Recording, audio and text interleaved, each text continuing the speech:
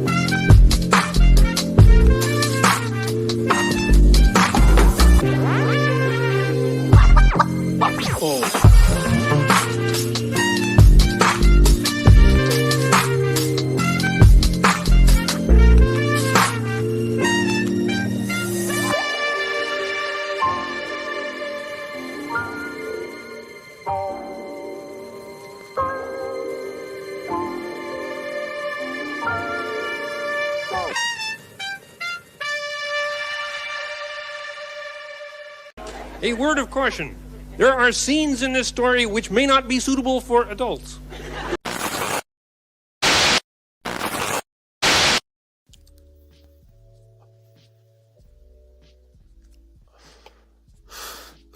It's gonna get weird. Yeah, so just prepare yourself. It's gonna get really fucking weird. In 5, 4, 3, 2.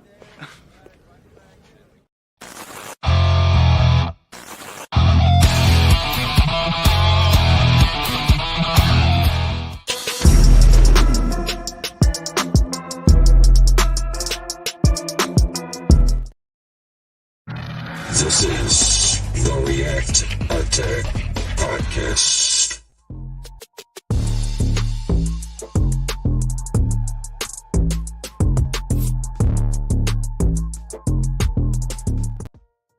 Welcome, everybody. Welcome to the show. We are here for a very exciting episode of the React Attack Podcast. So this is something that I've been trying to do for a long time now. Put together some cool guests, a show that we can come on and talk about music, people who have experience in the music industry, people who do reactions, people who know past music, people who are anticipating the future music, that sort of thing. That's what this is all about. This channel exists to share their message, small artists, big artists, mostly independent artists, especially guys who remember better times, I think, in music, and we'll bring him on here in just a second. But before we do that, I'm going to introduce my co-host. You guys know him, Cardiac Motherfucking Kid. Let's go.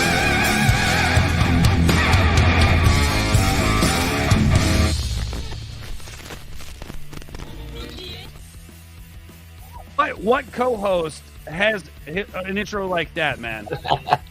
I don't know. I don't think any other. None of them. Absolutely none of them. Except for you. Fucking love it. How the fuck are you doing, man? Doing great. Dude, this is cool. So this whole episode is like a long time in the making, and I want to say, Yes. And you might not know the history, but this guy and I go way back, man. Like, this guy has been supporting my shit. I don't know why. I don't know why he does. I don't know why he comes in and talks to me and like pays attention to my little ass, but it's cool as hell because it just shows you how humble this guy is. This dude has always kind of looked out for me, most definitely. gave me advice, who's never bullshitted me about content and all that good stuff. I guess we should just introduce him since I'm hyping his ass up now, right? Let's do it. All right. Ready. So you're new to this creator, right? Yes, very new. I've looked over his stuff over the last week just to kind of get an idea a little bit. But yes, I am completely new. And he's got something new he's been working on the last few months too, and I'm gonna have him share that. But before he shares that, we might as well introduce his ass, right? So let's do it. Our boy DJ Scandalous. Hey, DJ Scandalous, let's get it. I'm off the chain like a dog on death row. Gotta Well, let's keep it 100. I would have made him more From the money. cradle to the graves, the same one-way road. And don't you turn in my construction, your destruction is close. I'm built for this. I'm off the chain like a dog on death row. Gotta thank the goats for showing the ropes. From the cradle to the graves, the same one-way road. And don't you turn in my construction, your destruction Say is that again for close. the people in the back. My niggas crooked though it seems. My every single thought is caught up in collecting cream. I'm made, nigga. Picture me dying in the blaze. The gunfire will not retire till I'm paid. Turn the base of fire. When we ride, we fly by. Bitches blow me kisses. Niggas who come. Hell yeah! Our boy DJ That's Scandalous dope. is in the house. Did you like the intro, man? Yeah, that was actually pretty dope. I might have to jack that from you. That's you know what? That's cool. You're not the only one to say that. I've had I try to like do something a little in the way of like kind of your feel, your vibe. And like previous artists, like we had Little White on the channel, so I kind of did something that felt Little White. And then we had Kalani on the beat, who's the producer on Ryan Upchurch's latest album. Well, not his latest album, but the one before that, Blue Jeans. Did something cool for him, and then an artist on that album as well. So, and then we got you here today. So this podcast is just fucking awesome. taking off, man. So, how you doing, DJ? Man, I'm doing good. I'm just happy to be here. I'm glad that you're still continuing on your YouTube journey despite everything that's happened to you in the hell past. yeah, And we dude. could Hell break yeah. that down later on, in this podcast. So I'm just happy to be here and meet all you guys here. Hell yeah, man. No, it's crazy that like to think that going back all these years that you've kind of been hanging out and watching me do my thing, which is kind of crazy because like I'm sure a lot of times like I don't know when you're there and sometimes I do know when you're there, but really like from the first time you heard about me that I can think of, you've been fucking with me, which is Yeah, like, I watch when people don't even know because I don't want to go in their comment section and kind of take away from the podcast and everything else. But I've been keeping up on your 3 channels that I know of. yeah, all the other crazy nonsense I do. Yeah. Well, we got more coming. Trust me. There's more. I want to get one channel that's not demonetized and doing its thing. So and obviously music is a huge part of my life. So that's why we kind of it was one of those things, man. I was like, I was doing the pop culture commentary. Kind of came up in that community. A lot of those guys as well. And got demonetized through all of that, man. It was the music that really got me through all of that. So I got to thinking, I'm like, people say do what you're passionate about, and there hadn't been good music that had come out in a long time, or I haven't really been hyped about much music that's come out. And then we started getting guys like Tom McDonald and Ryan Upchurch, and then those 2 guys opened up my eyes to so much more.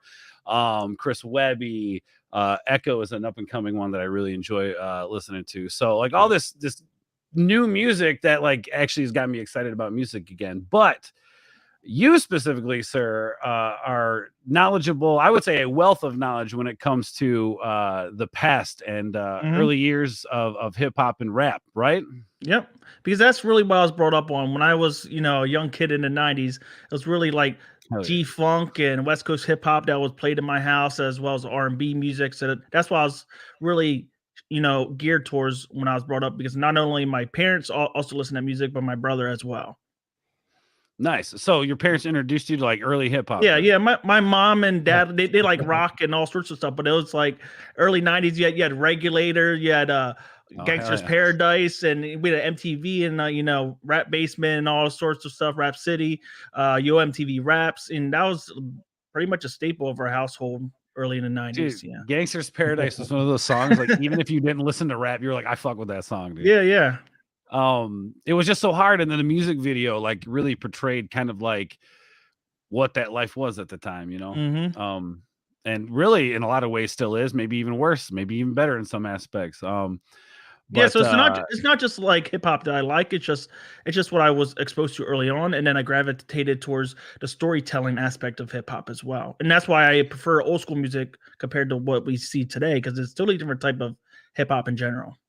Which I think there are a lot of guys who are still holding on to that classic storytelling mentality. I mean, they're out there obviously, but I feel like in the popular eye or on the radio or whatever they're trying to push is definitely completely different than what was the the popular norm back in the day. So and there may be a reason behind that, you know, but we can get to that. yeah. Well, screw. Let's just dive into it then. I mean, let's talk about like, okay, so you being so knowledgeable, like, where does your knowledge come from? Just paying attention, or like, was it just along the way, all the years of listening to the music, or is this stuff that you research regularly?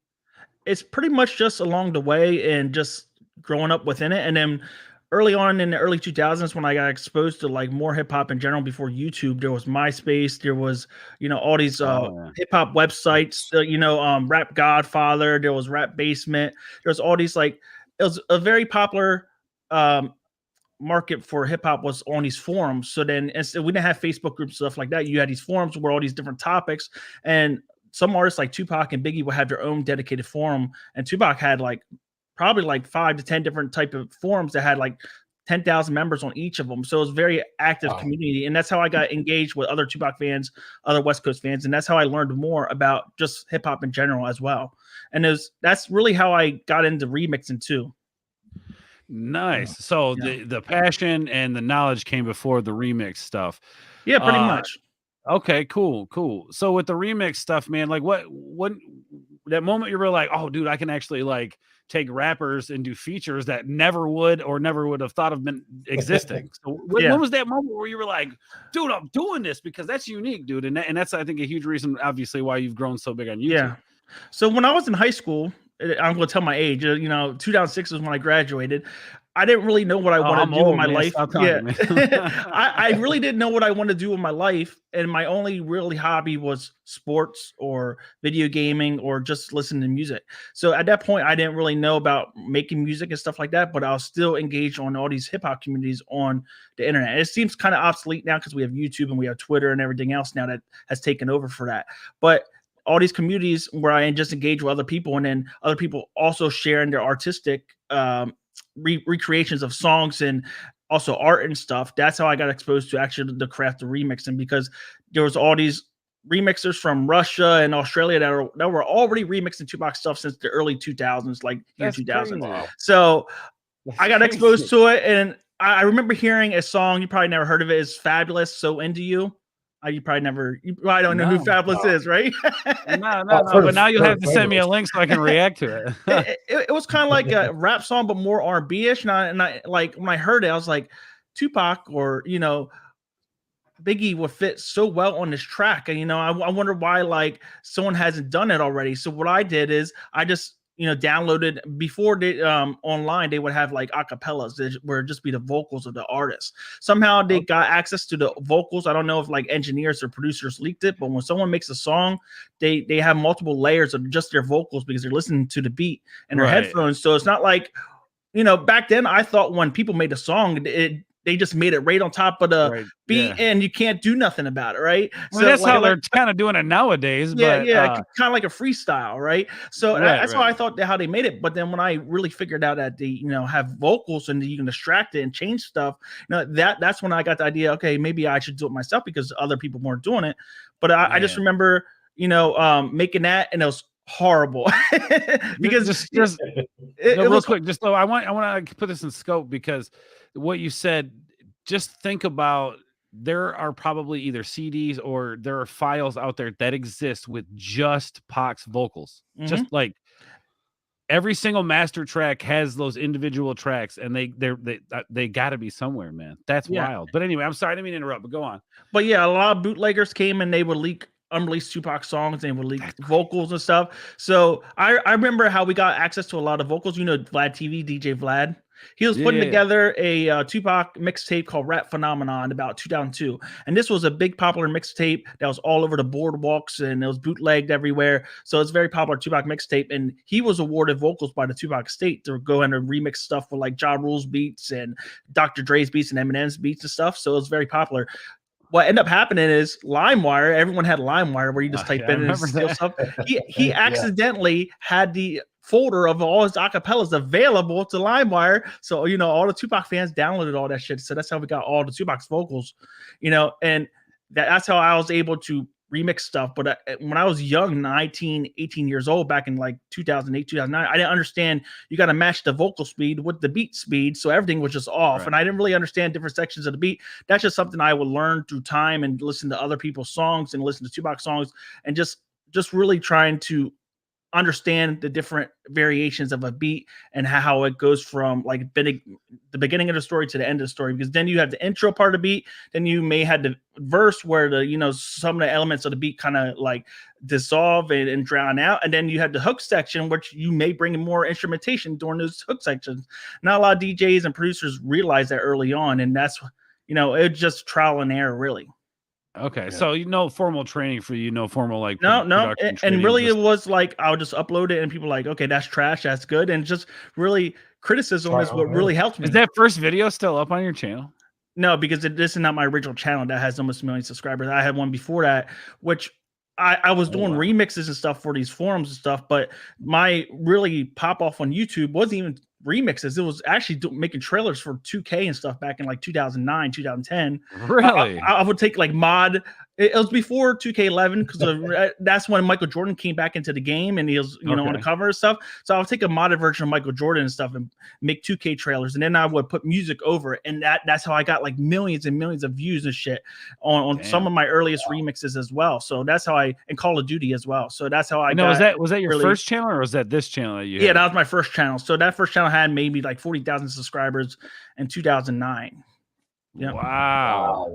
So you've been doing this for a hot minute, bro. Yeah, so my first channel was probably 2009 when I created it, but this channel that I have now with almost 1 million is 2013, really. And that's because I had a whole bunch of problems with music back then, because the record label didn't like you uploading music. They would just strike down your video, and you know your channel's destroyed, right? So I had this problem. And 2K, it's actually funny about 2K because I actually made a remix for they released a trailer back in like 2011 with like Drake and stuff, and I made a remix with one of my artists I was working with, and I put it on YouTube with my own like edited version of the trailer with my own clips and stuff, and it got like 5 million views, and theirs only had like 200,000. So they got pissed off and they removed the video. So yeah, I had a whole bunch of problems with like music and stuff where, you know, record labels and 2K and video game companies would just come in and just coming at you, man. Yeah, before they would actually like.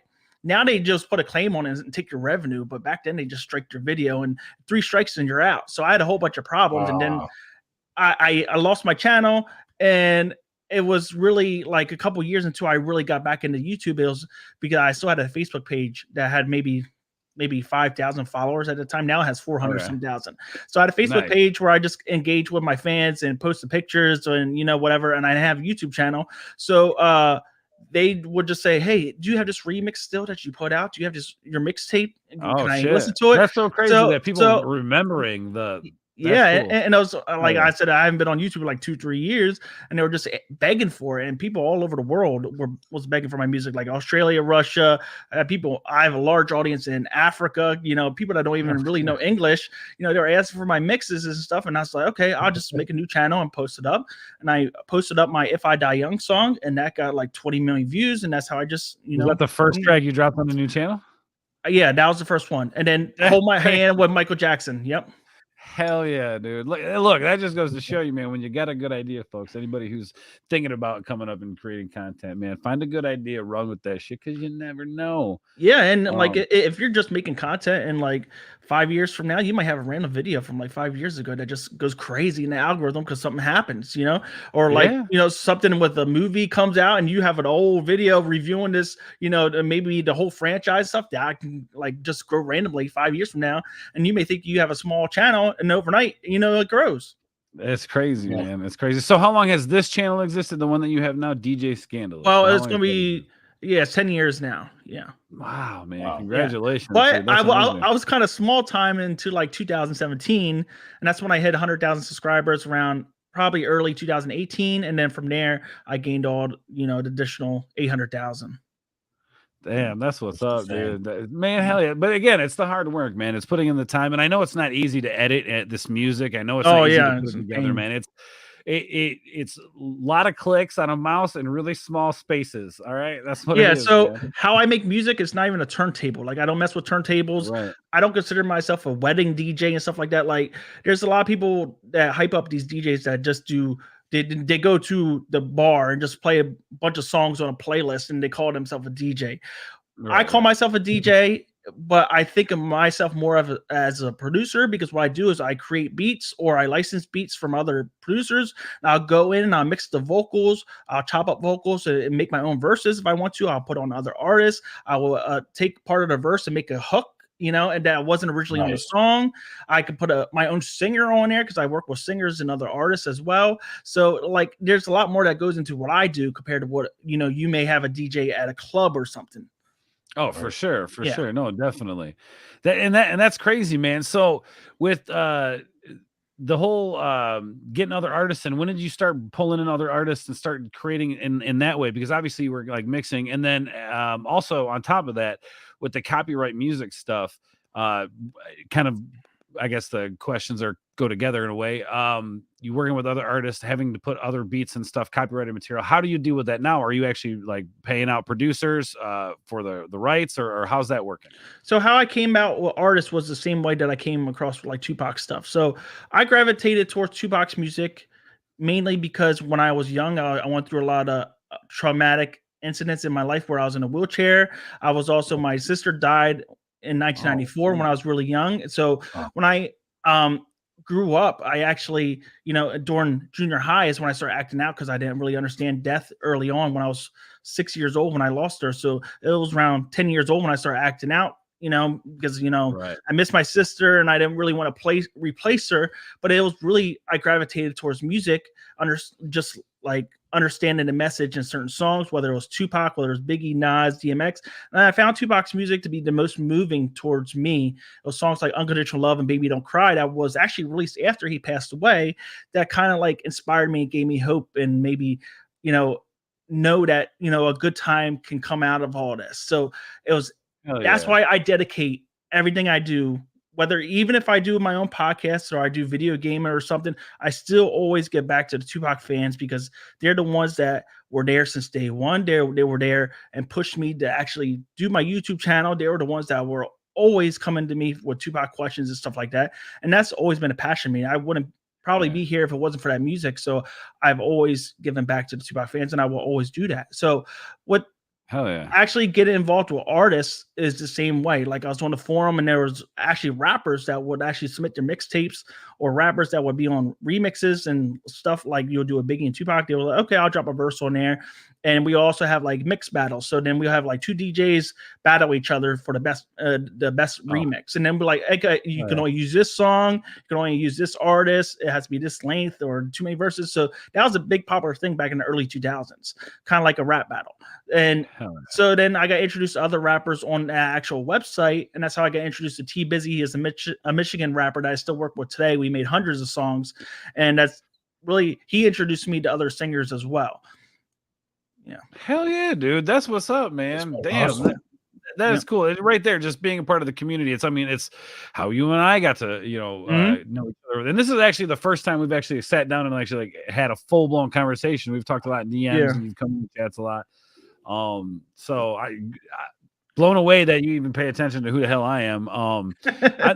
I love what you do, man. The 90s was such a good time, I think, to be alive because of the pioneering in music, right? Like, and then you kind of talk a little bit about like Tupac and how his music made you feel like there was, maybe tomorrow could be a little bit better if I just push through, or maybe, there's hope on the other side of this shitty situation. And it's interesting because when I was, I'm a little older than you, but when I was that young, that wasn't where my mind was. That wasn't my concern because my father died when I was very young, so I didn't even really get to know him. So I didn't even really have to deal with that kind of like loss. We had struggles as, growing up with no money and all that shit. Obviously we struggled, but it was more like I was surrounded by like rock music, and my mother listened to a lot of like 80s hair metal and Madonna and all that shit. It wasn't until like I would probably the time 2017, 18, I really started getting into like this new rap, like the stuff that's coming out now, but obviously not the shitty popular stuff. Yeah. I'm talking like well, one of the rappers I used to, Immortal Technique, that was one that I actually really enjoyed. I would say that was probably my first introduction to rap that I liked. Again, the storytelling, right? And then came across Tom McDonald and was like, wow, this is actually like real. This is actually really punk rock music. This is like anti-establishment, against the grain shit. This is what I grew up listening to. This shit, like, fuck the man, fuck the system. I'm into this. And then it just kind of kept going. And then I discovered guys like Upchurch who are like writing these songs that like I can connect to in a way. And I've just and that, again, this is why this channel exists. Another reason why it exists is because I'm learning about, this hip hop culture, this interwoven threads of music. And they go deep, and you know that, dude, they go super deep. So, I can relate to that. At least as an adult, I can relate to your child self kind of having that, that music and getting pushed to that next day, being like, all right, I can keep going. Because, the song gets you to that point. It takes you to a place that, you feel something, Mm-hmm. I have to confess, I'm not an actual DJ. Oh, well, that's okay. DJ Ronnie G. That's okay. There's nothing wrong with that. We still love you. So your other question about copyright is how I deal with copyright or my issues with copyright. So overall, I think like the YouTube system is completely broken. And I can tell you why. I made a video on this a couple of years ago about how producers and DJs deal with copyright and the problem. So really what it comes down to is anybody anywhere can just make a claim on your video and steal your money. And YouTube doesn't want to be involved because they don't want to be held liable and they don't want to be sued. Right. So, and plus they bend the knee to a lot of these record labels because there was a big lawsuit that was going on in the early 2000s late 2000s when YouTube was out, but it still wasn't as big as what it is now before Google owned it. But they had a big lawsuit with Universal because people would just go on and upload all their music and stuff. So I think they kind of bend the knee to the record labels and they do what they say. But overall, like if I make a song or something, anybody can come in and just claim it. Like you can make a whole review of a product and you just have a song playing in the background of your garage and you're reviewing the product. They'll claim your fucking video and take all your money. Oh, dude, every fucking time I do a live stream, it could be a smidgen, dude. Mm-hmm. And it's a broken system because if you have somebody that now the record labels are so crazy, even the film production companies like even like Marvel and stuff and Warner Brothers and shit like that, they have people that are hired to go and just look on YouTube and just try to find something in your video so they can claim it and just divert your ad revenue to them. And really you can't really fight it in most cases, especially with music, because even though what I do is fair use, because fair use is you got to be transformative, you got to edit stuff, it has to be different, and it can't take the place of the original song. And since I don't have my music released on Spotify and stuff like that, it's just on YouTube for listening purposes, and I cut everything up, I changed the name, I promote it myself on my own channel. It's really transformative, but it really it comes down to that YouTube and these music labels can basically do what they want. They don't have to adhere to fair use or anything because the whole system's broken. Because I'm Universal and you use my song, I can go and I claim you and you can appeal and say, hey, I was talking about this and I was critiquing it as commentary. And then who gets to decide that? Go ahead, you can tell me.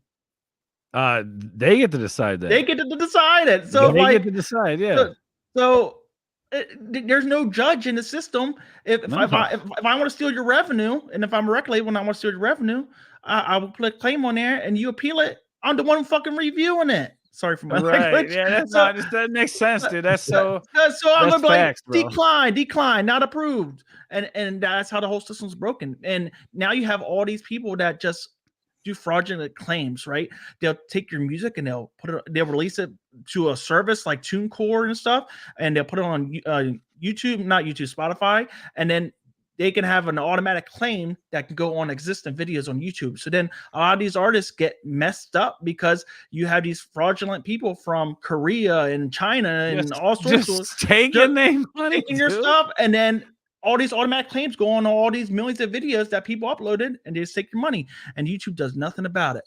So I've had this problem for years and years, and it's really left me depressed, but I still keep fighting on because, my fans keep asking for music and music and music. And I do other stuff like podcasts and selling merch, and I'm doing a whole bunch of other stuff like a music promotion company I'm creating and stuff like that. So I'm getting my feet wet, my toes wet in other avenues, because making music is not always a reliable source of income, especially when you have all these people that just can come and take your videos revenue at any given time, really. And it's the same with any channel like Geeks and Gamers and all these channels that react on trailers and stuff. Technically, those people can just come in, just claim your shit, and you can't do nothing about it. That's right. Insane. Yeah. Except file an appeal and hope to God that somebody on the other side of it has some kind of sense. And the whole problem with that is then if they reject you and you file another appeal, they can strike your channel, remove your video, and then if you get 3 strikes, you're done. That's right. Kurt, you and I sat for one night for hours one night, like combing through all these different claims that I had on my channel. We're looking up these businesses, seeing how they're actually attached to some of these people. And so Universal, they don't have to adhere to fair use, or WMG, Warner Music Group, and Sony. They don't adhere to fair use because they're their own judge in the appeal process. And so there's no one else that's going to say, hey, you're breaking the law here and you're having money go towards you. It's YouTube. They just allow it. And really, when it comes down to when a creator gets claimed and they appeal, okay, nothing happens, then the record label or whoever declines it, then if you want to go appeal again, you have to worry about getting a strike on your channel. So a lot of creators just say, the hell with this, I'll just leave a claim on it and they can take my money because I don't want to lose everything I worked for. Well, that's just it too, man. And so now I've noticed they've been doing this revenue sharing thing, which I guess I'd rather have that than nothing at all. So that's nice. Well, actually, that's been a feature for maybe 8 years, but not every record label is a part of it, really. So you have record labels like Sony and maybe some other record label that allows it. And what it does is if you upload something, they can have a split revenue as a cover song. So if you do remix, they might put it as a cover song. But then you have these other record labels that just want all your money. Motherfucker, man. It's so ridiculous. Carrie and I sat down one night seriously for hours and just combed through these different companies, who was claiming this, who was claiming that. Exactly. And some of it's so ridiculous because I could be reacting to one song, but they only claim 15 seconds in this one part. Yep. And it's look, man, I chop it up and I get people mad at me, and maybe you know what I'm talking about, but there are people who will come in my comment section and be like, you talk too much during the song, man. You need to just let the song play. Hey, I have an idea, buddy. Why don't you go support the artist and go listen to the entire song over on their channel? Because that's what you're supposed to do, is go support the artist. Exactly. This is transformative. I'm commenting on it. I'm supposed to stop and talk about it because I don't want to get copyright claimed. Mm-hmm. Yep. But yeah, it's frustrating, dude. Every once a week I get a comment like that. You talk too much. And I had some crazy incidents where I'll get a claim on an old video that has millions of views, and I know it's just some random person just going through my channel. I know I have Universal Music Group subscribed to my YouTube channel. I know I have all these record labels subscribed to my YouTube channel, wait for me to upload something so they can put a claim on it. But the craziest one I had is I got a claim. It was a whole different language. I don't know if it was Korean or something, and it was it was a big paragraph as the name as the person that was making a claim on my video, right? And then there was another big paragraph of this Korean language for the song title. So when I would copy it in, I'll copy it and I'll go to Google and that's how I will search up to see if it's a fraudulent claim or not. Nothing comes up.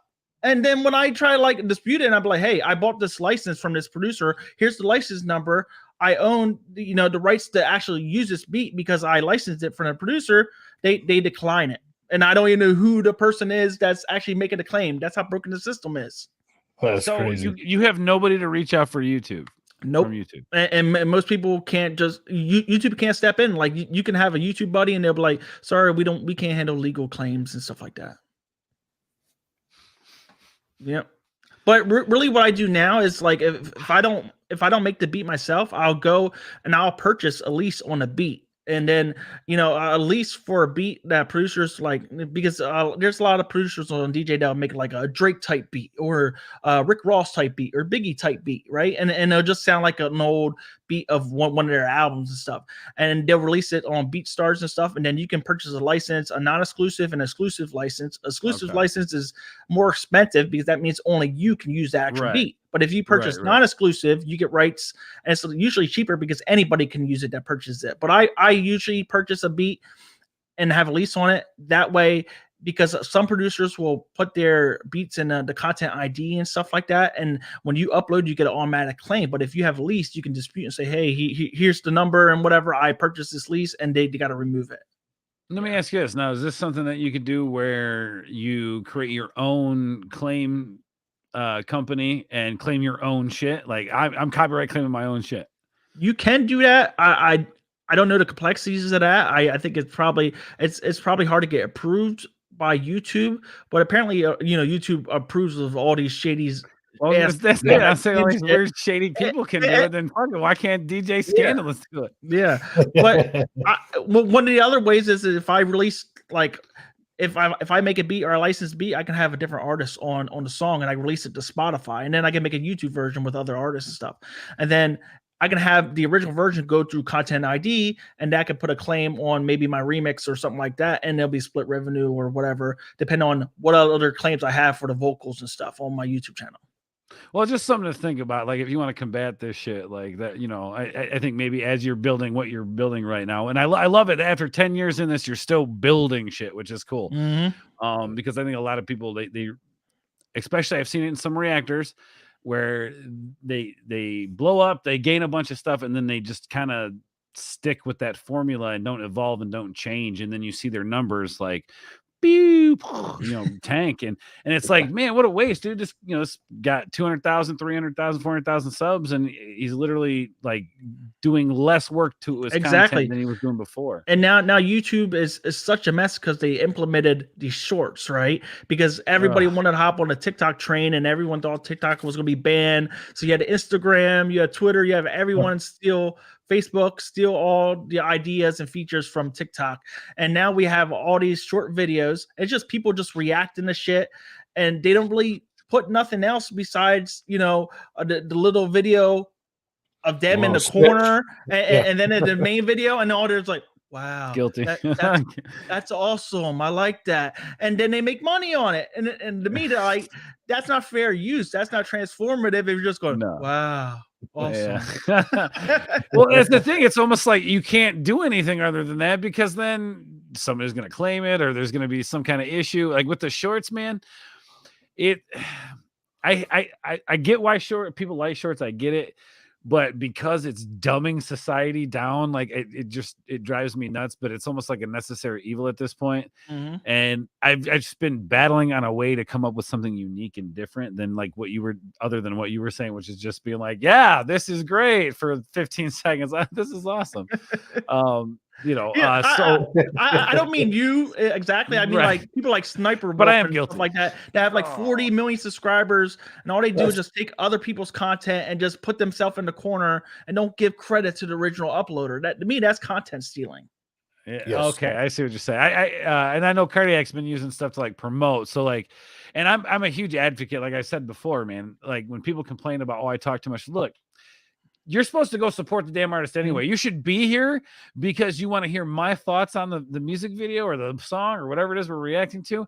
And you should go and support the person who created this artwork and support them too, because why are you here watching this if not you like that person? You know what I mean? Like, or maybe, hey, I'm discovering this person because I like your content. I've never heard this artist before, which has happened on this channel. I've never heard this artist. You've turned me on to him, which I fucking love.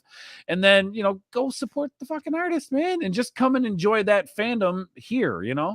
Exactly, but there's a big market for like channels like yours that actually break down the music and talk about facts and stuff, because not everyone.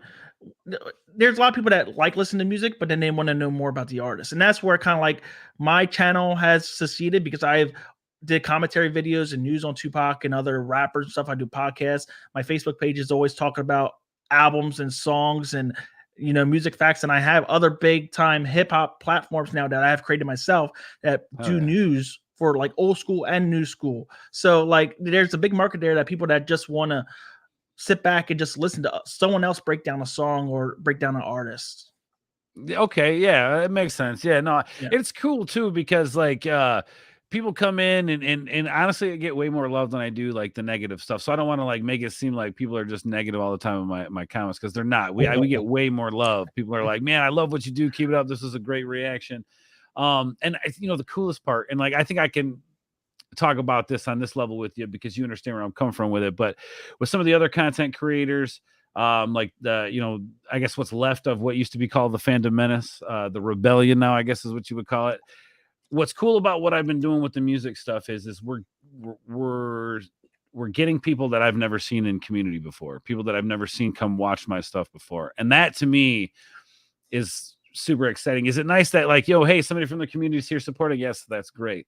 But we're getting people who genuinely give a shit about what we're talking about. And to me, I'm super proud of that as a creator, bringing that element, because there, as well as I do, there are a lot of people who have grown off the backs of other bigger creators. Mm-hmm.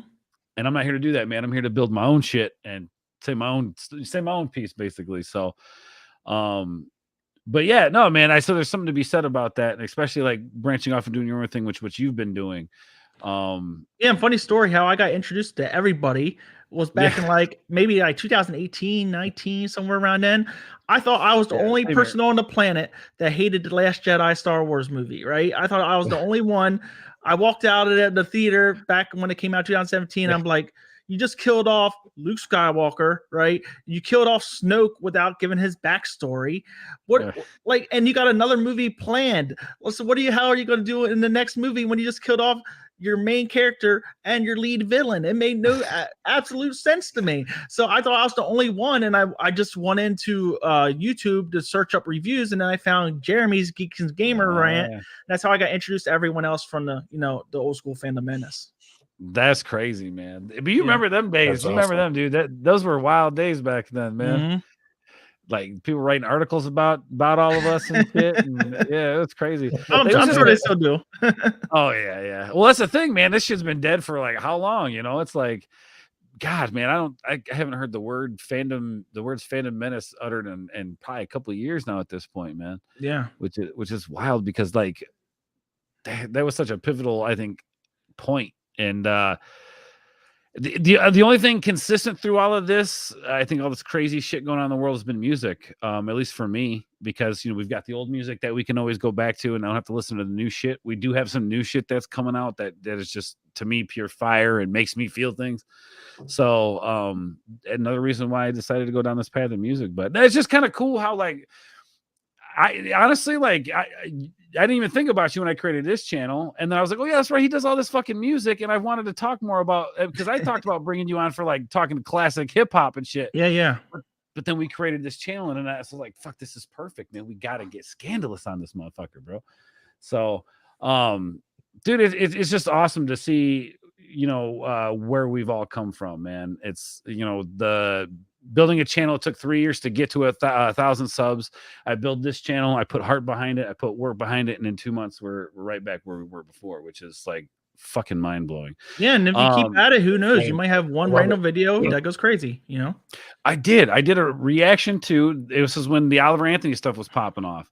So I remember I saw Upchurch posted something on Instagram about, he said something real nice about it, and I kind of listened a little to the song. I was like, oh damn, all right, this is lit. The second I got home, I did a reaction. It was like I had to have been one of the first ones up, because that video ended up popping off. I think it's at 135,000 right now, which is like my biggest video ever, like of all time. So not a lot, but for a guy who's never had that, it's like, that's fucking cool, man.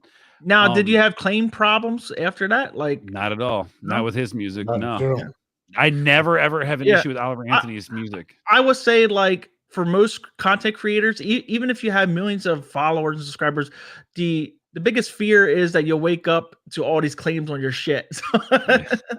Oh, dude, my phone.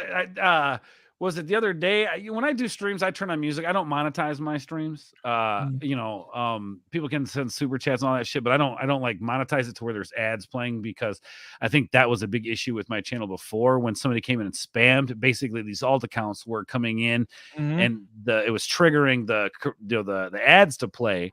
And basically, it was costing more in ad revenue than I was making for them. And that's when they call it invalid click activity.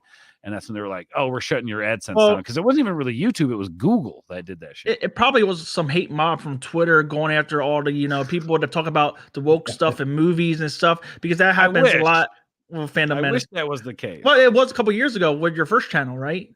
Well, that was actually a person who was part of the community that had a bunch of alt accounts that were flagged by YouTube, and he thought this is what he told me. I could be wrong. This is what he told me. He was trying to help by getting me subs on the channel. Well, like, bro, I don't want fake shitty account subs on my channel. Like, what are you doing, bro? And then he had like a 3,000 sub channel. He's like, I'll give you my channel, man. Bro, I don't want your fucking channel, man. I put 3 years into this fucking channel and I want my channel. You done fucked it up. Needless to say, he don't come around no more. Yeah, but at least you didn't give up. You know, you could have easily given up and went back to work, but you decided to make other channels and look where you're at now. Yeah, no, totally, dude. And that was the thing. Like, I did go through like a 9-month depression, bro. For a long time, I felt really shitty about all that. I didn't stop with the streaming. I went over to Twitch and started game streaming, and that was good for a while. But then I created that Ord's World channel where I was like, all right, we'll talk about like old school shit because I love my childhood, and that's, you know, let me live in this little bubble when I'm depressed. Well, that didn't go anywhere, and I could probably still build that channel, but I was just like, you know what? Fuck this. I got advice from a good buddy of mine here on YouTube, and I was like, you know what? Yeah, fuck this. Let's do music. We're gonna knock this out, because I started doing even demonetized. I was like, whatever, I'm gonna keep making content. Started doing the reactions on my main channel. I actually did a reaction to one of Upchurch's vlog videos he did talking about his mother, and I don't know if you heard all that about his mother stabbed him in the back, stole. No, yeah, I watched that video of yours. Oh, okay, all right. Well, that one popped off, got me a bunch of subs, which was really cool. And then I was just like, well, fuck it, we got to make a channel that's dedicated for this. So yeah, here we are with React Attack. Met Cardiac. He's been, dude, this dude has just been knocking out of the park, bro. He got me the interview for Little White, which you know, Little White, fucking legend, right? Shout out 3-6 Mafia. And then he got the Who the Fuck is Just in Time, which Lil White and Just in Time are doing an album together, so we're gonna have them back on to talk about that. That comes out here in a few more days. Oh yeah. Are you gonna release it in full or in parts? Because if you make full, like short clips and then you put a title, that might be more engaging to the audience or overall YouTube, because they'll look for you know, that title instead of just, you know, that's true, full interview with so and so. Well, I think the that's actually a very good point. That's a very good point. With like what we like to do is like live listening parties. So we'll go on and then we'll listen to the entire album from front to back. And then my goal is to clip those individuals and kind of put those out as reactions. And then, you know, if there's any music videos that come out after that, just do separate reactions for that. But I like where your mind's at with that. And a lot of these streams go to the members. So like once we kind of wrap up this first, you know, hour, we'll do like 15 minutes of like content for the members. I really want to focus on putting content for the members, because those guys are the ones that are there every month, that show love every month. So you know how it goes. But real quick, because we only have so much time, I want to kind of swap over to the conversation of like hip hop rap from the 90s when you grew up listening to it till now. I want to compare a little bit, and what are you listening to these days?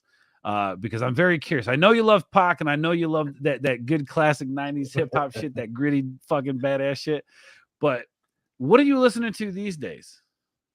I'm still listening to old shit. Like I still nothing new.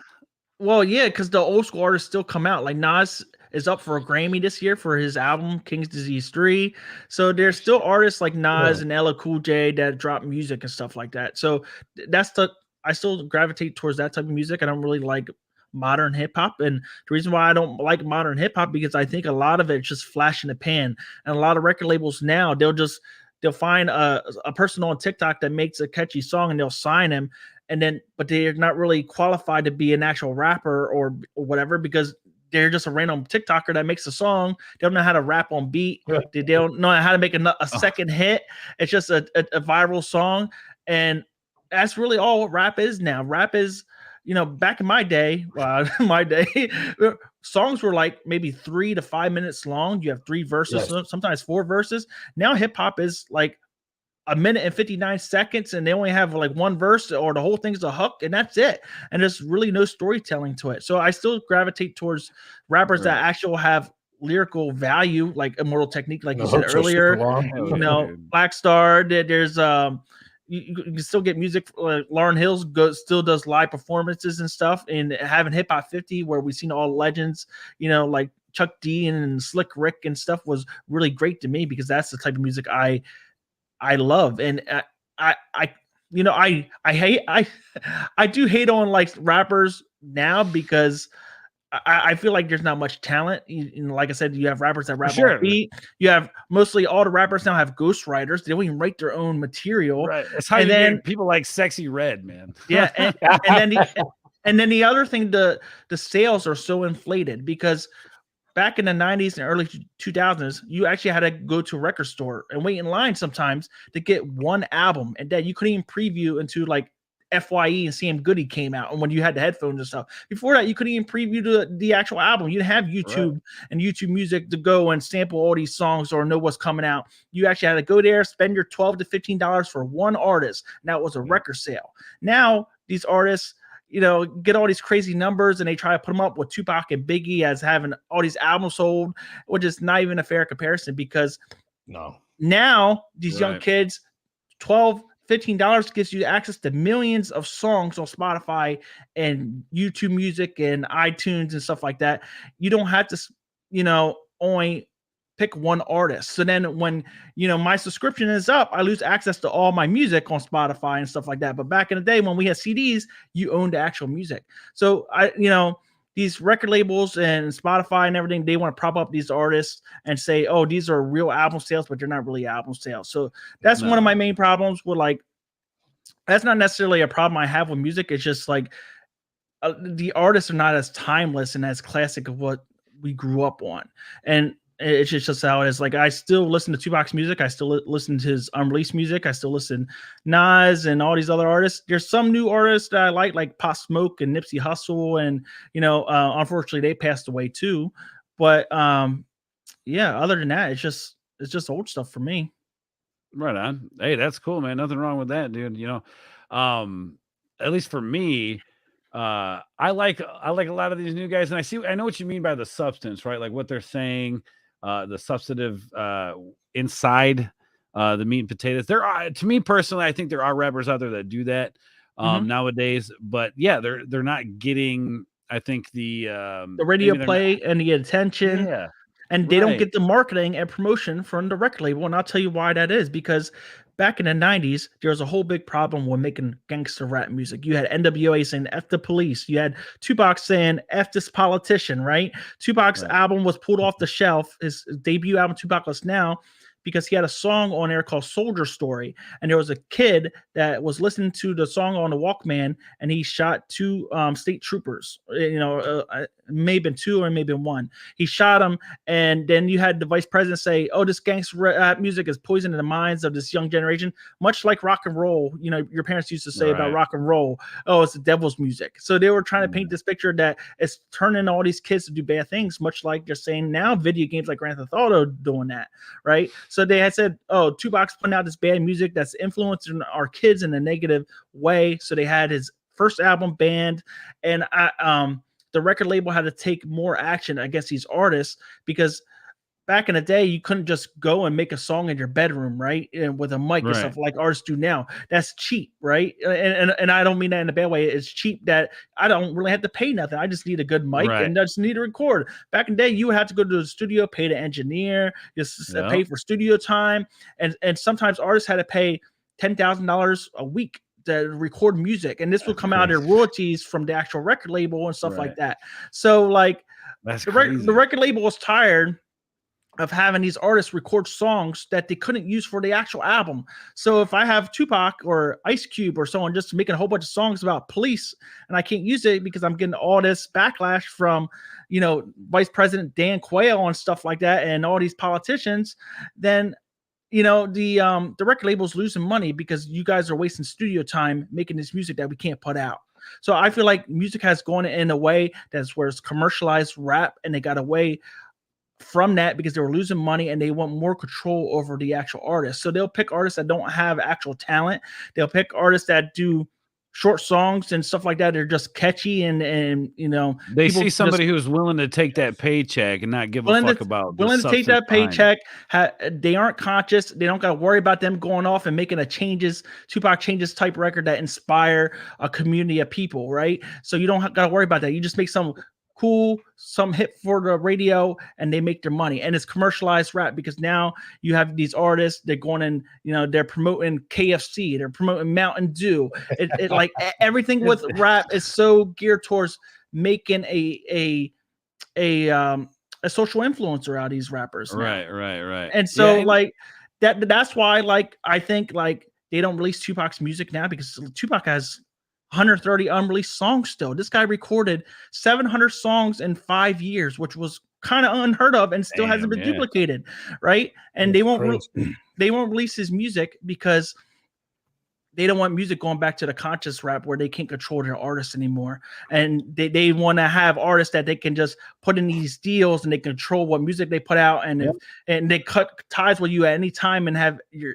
rights to your music. And these artists don't care about owning their own publishing and owning their own music. Now they just care about that first paycheck so they can get out of the hood.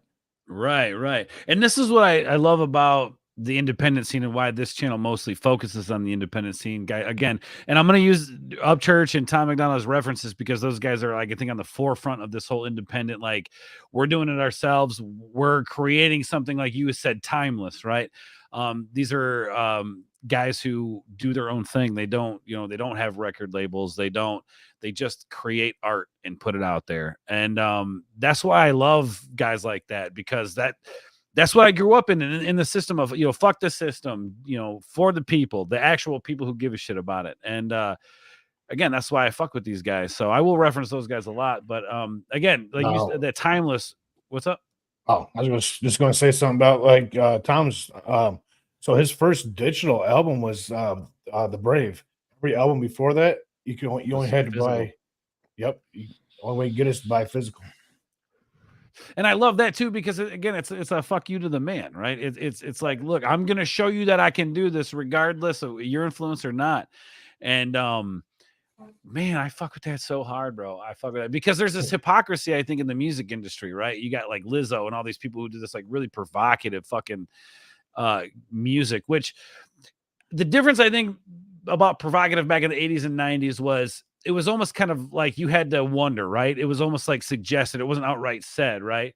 Unless maybe like Madonna, right? Like a virgin, right? That was kind of like, but that was Madonna's thing. So, but there was like nuance to the music, right? You had to like think about it. Did that really mean what I think he meant? Did he really mean that? Like, and then which created discussion. Now it's like, here's my snatch on my music video, WAP, all that shit, like all this, like. But then when somebody's talking about cops and all that shit, no, again, it's this hypocrisy in the music industry that like it's okay to talk about this one thing, but it's not okay to talk about this over here. And it's kind of the same with YouTube. Oh, you can't show, private parts and stuff like that. You can't have nudity, but then they allow WAP on their platform. A little bit of hypocrisy right there. Or Sexy Red, or man. Yep. Oh God, I don't even want to tell you. That is the fucking worst. Talking about people that can't go on beat, man, can't rap on beat. This guy tells me, she'll be playing in Milwaukee this weekend. Yeah. The Rave. There's a venue in Milwaukee called the Rave that I actually back in the day played at with a band I was in years ago, and she's on a tour right now. Sexy Red's on tour right now, and I'm just like that. But you ain't lying, dude. Red? That is exactly the story that Scandalous just said. Cardiac was like, it is. They take these people who do this like thing that goes viral, even if it's just good or bad. It doesn't even have to be catchy.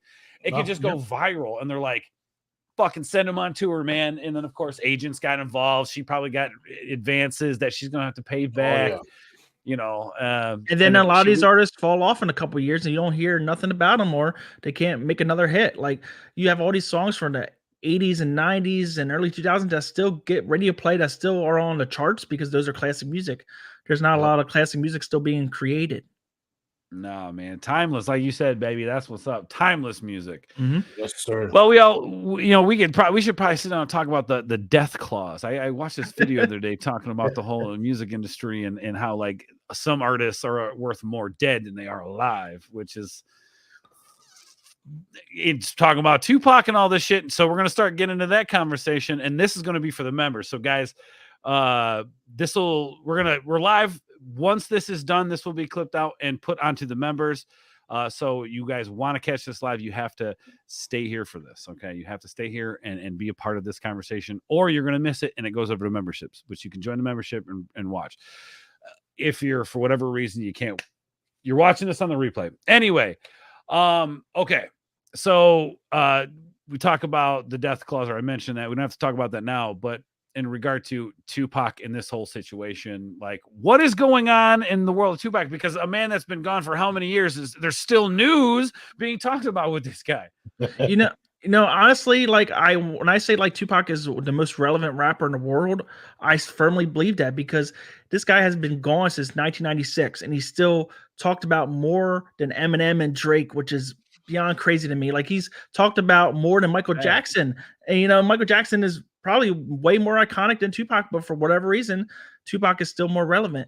And I don't really know if it's because people just miss the old school music that has a substance, or I don't really know if it's because music is just so dumbed down now that, they want to gravitate towards, somebody that actually made good music. So I don't really know why like Tupac is still relevant to me. I know why, because he made great music. He made a lot of music. He made a lot of impact in a short 5-year span. And what Tupac did in a 5-year span is what not many people can do in like 5 lifetimes. The amount of music he recorded.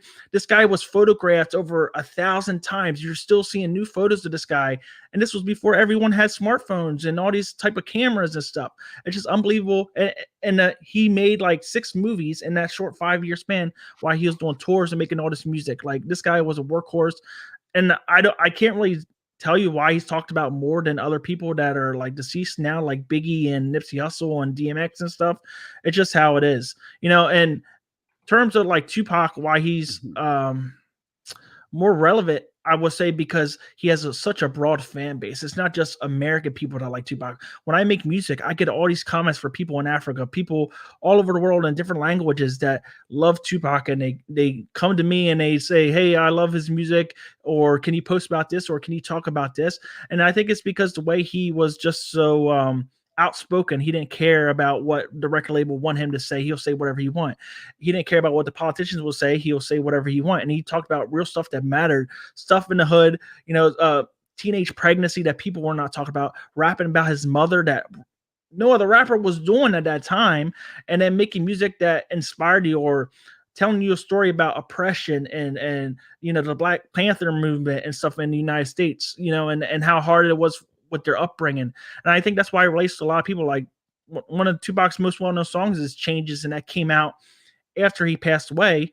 And he references seeing a black president in that song, and that's why I feel like it's most iconic, because he also was very prophetic with his music. When he rapped, hey, I'm gonna die, I won't know what happened, but that person's gonna get what they deserve. He said all this. He made whole songs where he's rapping from heaven and stuff, because he knew he wasn't going to be here long. So he for whatever reason, he dedicated recording 5 songs a day, because he cared so much about spreading his message and helping his community and helping other people around the world.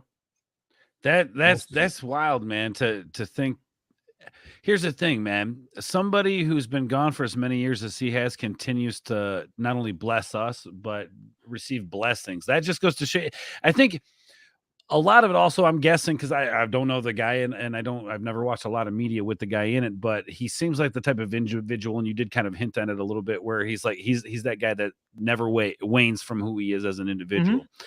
He's a guy that sets a standard for himself. And I feel like that is part of that success, is that like the people that knew him knew that this was what you got, or what you saw is what you got. That was Pac. And from beginning to end, it never changed up who he was. And I think people gravitate towards that because that's what they want to emulate. That's the life that they want to live, right? Guys, again, like Upchurch, Tom, these guys were very outspoken about who they are as individuals. They wear their heart on the sleeve. They hide nothing from nobody. And that's why I fuck with it. So I'm super excited to dive more into Tupac shit, man. Definitely. Yeah, we got to do a whole different episode for that. we will. Yeah. We will. So, okay. So obviously being relevant, one of the most relevant artists, even after so many years of being gone, which I totally agree with. So what this news that we've been talking about, bro, that you've been talking about, who do we tell me, man? I gotta know what's going on. So for me to explain it, it's probably gonna take a while for me to explain it. I'll try to make a summary. So right, cool. he was born in Harlem, New York, right? And then by the time he was maybe his early teenage years, they moved to Baltimore because his mother was a Black Panther. Tupac was born in prison because she was fighting a case where the FBI and everyone was going after the Black Panther Party, Shit. right? And this is when there's known incidents, there's known events where the FBI even targeted Black Panthers, Fred Hampton and Mark Clark, and shot them dead. That's how strategic the FBI and the government was at trying to suppress this type of movement, whether it was Malcolm X, Martin Luther King, or the Black Panther Party. So Tupac was born in prison, and his family had to move around because the FBI was still having him under surveillance for decades after Tupac was born. Even the last week of his life, the FBI was still having Tupac under surveillance because they viewed him like a powerful Black figure his whole life. And so they had to go from New York to Baltimore, and then they moved out to the West Coast. So Tupac, early on in his career, he even though he was an East Coast rapper, there was always a subdivision between, Eastern hip hop, East Coast hip hop, and West Coast hip hop, right? And the style was different. And people in New York will only play mostly New York rappers, and then LA, Los Angeles will play their type of rappers. And there was a big division. If you aren't from here, they ain't gonna play you and stuff like that. So, but Tupac, he moved out to Oakland maybe around 92, probably before that. So mostly his whole career was West Coast.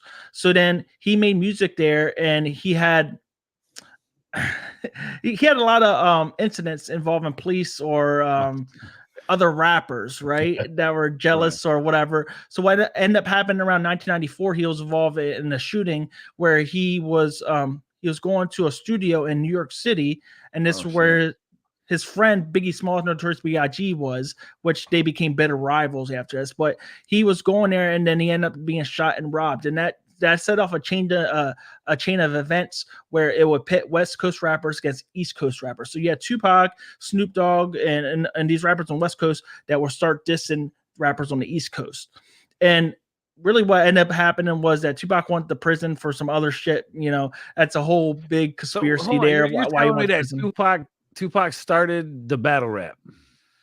It wasn't really like a battle rap like 8 Mile, but like the beefs, you know what I'm saying? And it wasn't really Tupac that started the coastal beef. It was Hot 97 and other radio shows back then that were very prominent that wasn't playing West Coast music. So it created a lot of animosity.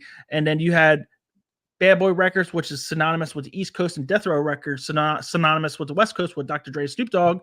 They started butting heads and clashing at like Soul Train Awards and Source Awards and stuff like that. And that's when really tension started to flare up. And around the same time, the whole incident with Tupac getting shot, kind of changed, the whole chain of events. And he actually went to prison. That's a whole big conspiracy why it happened, and we can always talk about that on a different episode. Well, now diss tracks are a thing. He went to prison, and as soon as he got released, he started dissing the people that were associated at that studio. So there was Bad Boy Records, there was artists for Bad Boy. He started dissing them, and he felt like they were responsible because he got to that studio, and in the lobby there were already people waiting for him. And Tupac was being called on the phone when he was showing up to the lobby, so he felt like he was set up to be robbed, and he felt like maybe Bad Boy was behind it, and that set off a chain of events of him dissing Biggie and then other East Coast rappers dissing Tupac. And eventually Hit 'Em Up came about where he said, "I after your wife" and all sorts of shit, and Tupac died only like maybe 3 or 4 months after that. Yeah, damn, that's crazy. And his death probably was I would say maybe it wasn't really associated with all the dissing towards Bad Boy and stuff. It could have. There's a lot of conspiracies behind it that a record label will put bounties on. I'll break it down. Tupac and Death Row were like one of the first record labels to have their logo on a chain that they will wear, a medallion, right? So they'll have like Death Row Records on a chain. There's a photo of Tupac and Snoop Dogg and Dr. Dre and Corrupt and Suge Knight, you know, and they're all together and they're all have their Death Row chains. I forget if it was for a magazine or something like that. Well, Bad Boy Records, supposedly they put a hit on finding Death Row employees that have these chains so they can snatch their chains and show them in a music video, right? So there's a conspiracy behind this that Puff Daddy organized a hit against Tupac and Death Row to steal their chains. So when Tupac was at the MGM Grand on September 6, 1996 to watch the Mike Tyson fight, there was a incident where they seen somebody that snatched a chain from a Death Row artist at a mall, you know, around that time period. So they end up getting in a squabble with this person, and Tupac was involved. So Tupac, you know, got in a squabble with this gang member, Southside Compton Crip, that had one of Death Row's chains. And that really set off, you know, the events that would take place later that night when Tupac would leave the MGM, go back to his hotel, and then was leaving to go to a club called 662, and that's when, you know, he was gunned down. And a lot of people never knew whether or not it was associated with this or whether it was a conspiracy with Death Row, you know, the boss of, or the Death Claws, man. I'm telling you, Death Claws, or like the CIA or FBI. So there's always been a conspiracy whether or not Tupac was alive, whether it was FBI or CIA, whether it was Suge Knight, you know, Death Row Records owner that had Tupac killed, even though he was in the car right beside Tupac and the guy almost hit in the head with a bullet, which I don't think it was him. But apparently, like the whole Suge Knight scenario that he was behind it is because a lot of people think like Tupac was going to leave the record label. He wasn't being paid because Suge Knight's how I classify Suge Knight is kind of like the Kingpin from Spider-Man, right? He's for sure. The big rat bully that will like do what he wants and not pay his artists and shit like that, right? So there was a lot of problems where artists weren't being paid on time, and a lot of people think that like maybe Tupac was upset that he wasn't getting his money for, you know, releasing probably an album that went like 5x platinum at that point, sold 5 to 6 million copies within like 3 months, which was unheard of back then, right? So a lot of fans or conspiracy theorists think like maybe he got offed because, you know, Suge Knight wanted to keep that money. But I don't feel like that's the whole scenario. I think maybe there is a possibility that the FBI or government maybe didn't want another Malcolm X type of person, you know, getting out there, and which Tupac had a lot of power because he was a very diverse artist. He was not only making music that inspired people, he was making music about transgressions, and he was also an actor in movies with Janet Jackson and shit. So this guy was on the verge of blowing up to being like Will Smith status. This guy was going to be Mace Windu in Star Wars. I bet you didn't know that. What? No way.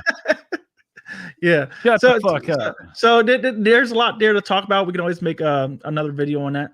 But what? Nah, I did not so know that. That's fucking dope. Apparently, the car that pulled up on Tupac and shot him, there was 4 people in the car and only one that's still alive because all the other people died in other gang related activities since then. And you know, a lot of people think that like this is just a diversion that, you know, they're coming out with this almost 30 years later, because who does a raid on a house almost 27 years later when you know like there's going to be nothing there from 1996? It's been so long. Right.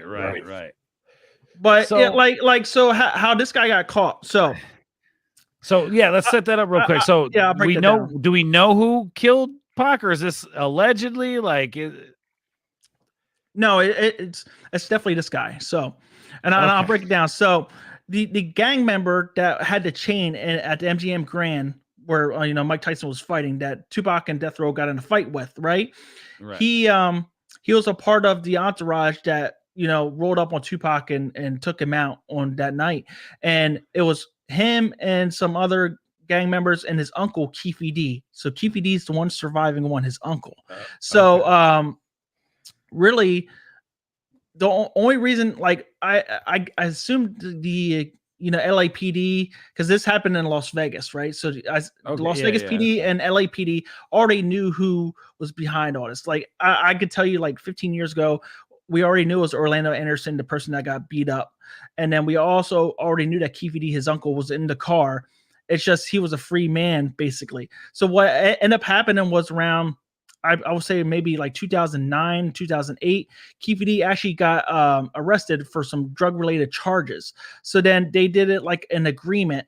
If you tell us about the Tupac murder, we might let you out or, reduce your charges and stuff. So he made an agreement with the government that he'll let them know everything that happened. And what ended up happening was he got off, right? I don't remember what his charges were for the drug-related charges or not. But then he thought he was in the clear. He thought he signed an agreement where the government can't prosecute him at all. So he started making these books, right? He started writing up all about killing Tupac and the whole thing that happened, right? And then he started going on Vlad TV and Art of Dialogue and all these like YouTube channels saying that he was in the car. He provided the weapon to his son, his nephew, and basically that makes you an accomplice. And so it's a different charge. And he actually said that he planned it out. Like he planned it out with these people in the car, but he thought he was protected. But what he didn't understand was that the protection only gave him protection from that testimony from 2009 to the government. So if you, I think the government basically set him up really, because they lured him into the trap where, okay, you tell us, but then we're going to use that information to find ways to make this information public and out there that where we could prosecute you. Because if you tell us so-and-so was involved or this check was involved, now we can find a way to track that. And that's how they can get you. But his dumbass started talking about all this on social media and on YouTube and stuff like that. And they just used that against him. So now all that chips, man. All that information that he probably said in that original investigation or that agreement is now already publicly available because he wrote about it and he put it on the YouTube channels. He had to chase that cloud, didn't he? He had to chase that cloud, bro. And chase his ass right into a jail cell. A lot of people don't know why he did what he did. Maybe he's clout chasing, but he also said he had cancer. Maybe he felt like he didn't have enough time. Oh, yeah, okay. So there's going to be this whole trial, whether or not he should, he's like 60 some years old. He probably don't have much time left anyway. So, but like in most states, if you're involved, whether in planning or even in the car, that makes you just as liable as the person that killed him. Because I used to go to a youth center back in like 2004, 2005, right? And we played basketball in there and stuff like that. And I knew this guy that he was 15 years old, right? He ended up going into the wrong crowd, a different crowd than I was involved in, with a bunch of people that were going in and breaking into people's houses, right? So what ended up happening is these guys were going around, towns and cities around me and planning out these robberies that were breaking into houses, stealing people's stuff. So what ended up happening, they knocked on this one guy's house one time and they said their car was broken down. And they lured him out on the porch. And what ended up happening, this one time, one of the other people shot him and killed the homeowner, right? So, yeah. So my friend, even though he was there thinking that he was just going to be a part of the robbery, didn't have no gun, wasn't involved in the planning of killing anybody, he got life in prison. And he's still in prison today since 2005. So that goes to show you how liable and the accountability you have just being involved with somebody, just being around somebody. Like my mother told me the same story back in the 80s that she knew somebody that a group of friends went to a convenience store and one of the friends fell asleep in the back seat, right? And then the driver or whatever went into the store, ended up killing the clerk, right? The cashier, and they all got prosecuted with life in prison. Even the guy in the back seat because he was a part of the entourage. So Keefe D, Keefe D is the only surviving member of the situation, and he could tell you who was sitting in what seat, but there's no verifiable evidence because we don't have no other eyewitnesses to say he was here and here. Hold on, I'm going to get a drink real quick. Oh yeah. Do you think? Yeah. Do you think? No, that's wild, man. That's holy shit, dude. Yeah. So Keefe D was in the car, but we don't know where he was seated at. So in most cases, in most states, even if you don't pull the trigger, you're just as accountable. And he's the only surviving one. So, it's great that Tupac fans are going to get justice finally. But yeah. You know, I get all these like comments saying, "Oh, he's not the killer. He didn't pull the trigger. It was his nephew." But then, like, tell the law that you're just basing the opinion of where these people are seated at based on a convicted gang leader and criminal. Right, man. Some people, I swear, man, they put their trust in the wrong place. It'll never be proven who was sitting in what seat and who pulled the trigger. I don't think it matters. You know, 3 of them are dead, and you still have 1 remaining. So it's anyone's guess what happens. But yeah, did they have enough proof of him already admitting that he supplied the weapon? So that should that right there. I mean, yeah, right, yeah, that right there. You should have said right there. Murder.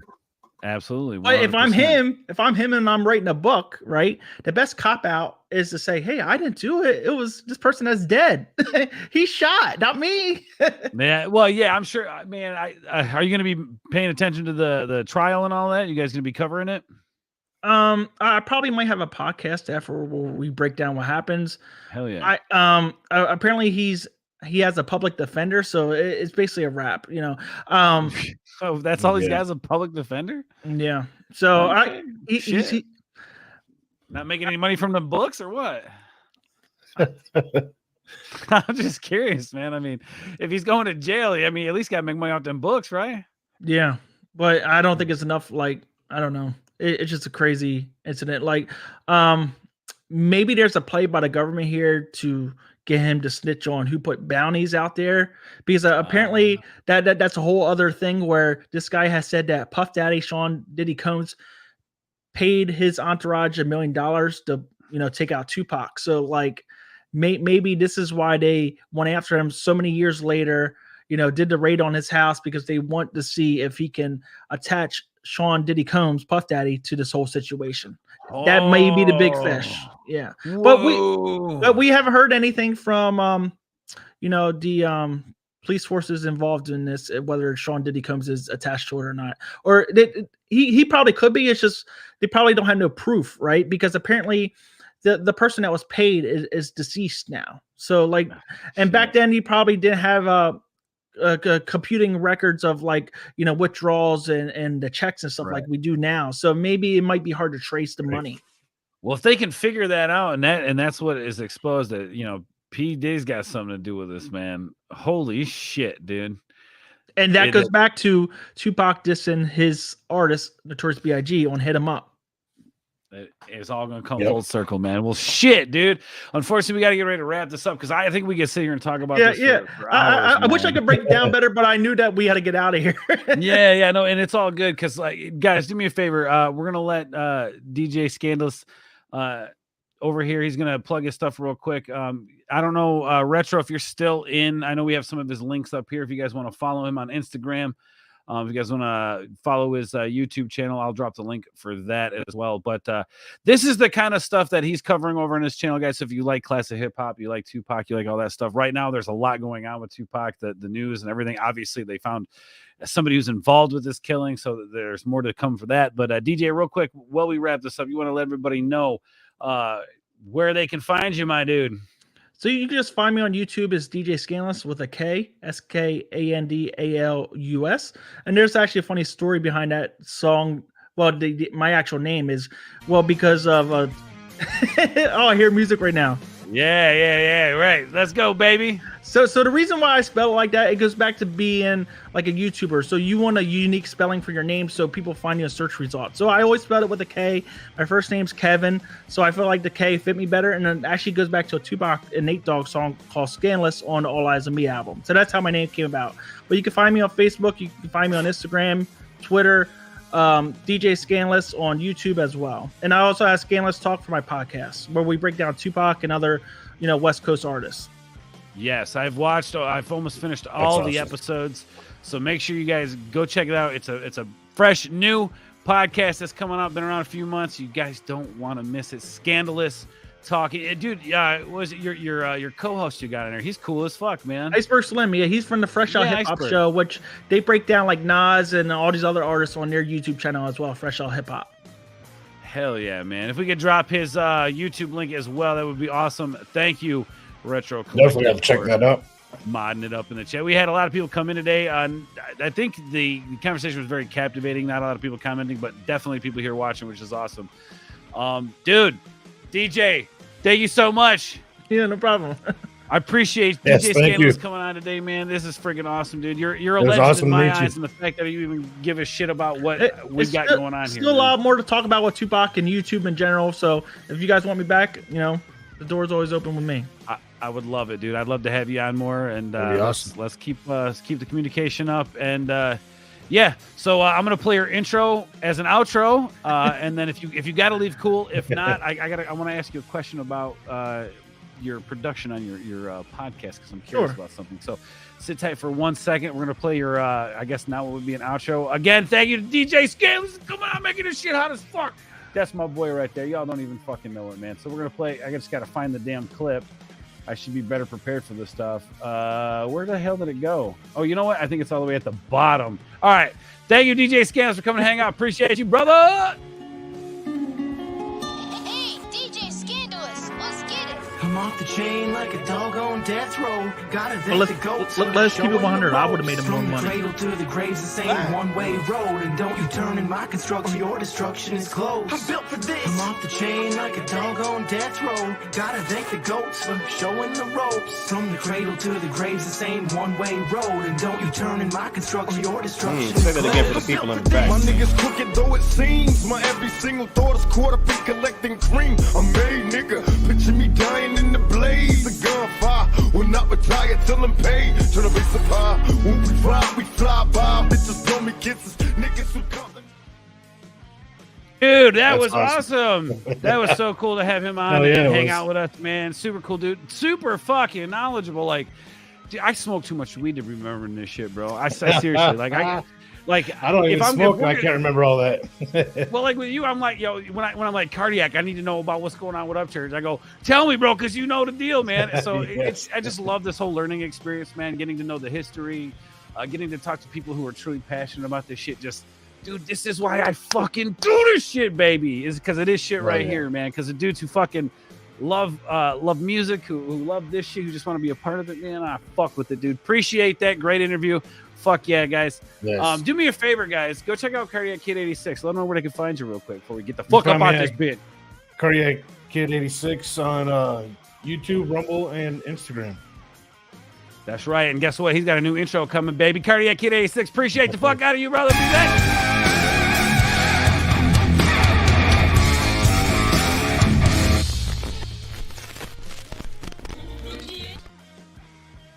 You know, I just realized something. Everybody but me has an intro.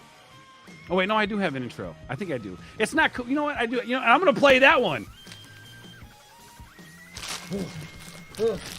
What's going on? For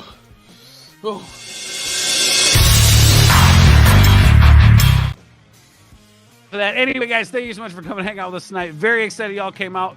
You're going to watch the replay. It's going to be broken up. If you want to watch the last 20 or so minutes of that, it's going to be for members only. Yes, members only. Get over it. You got to join the membership. Guys, we got more coming. We got a Nova reaction coming. She dropped a song. Tom McDonald dropped another song. We got more reactions coming. And I believe that Lil White and Who the Fuck is Just in Time is dropping an album soon. So we're going to be having a list of parties. Stay tuned. Hit the buttons. All that good shit. I'm going to leave you some clips. I love you guys. Catch you on the other side. Peace.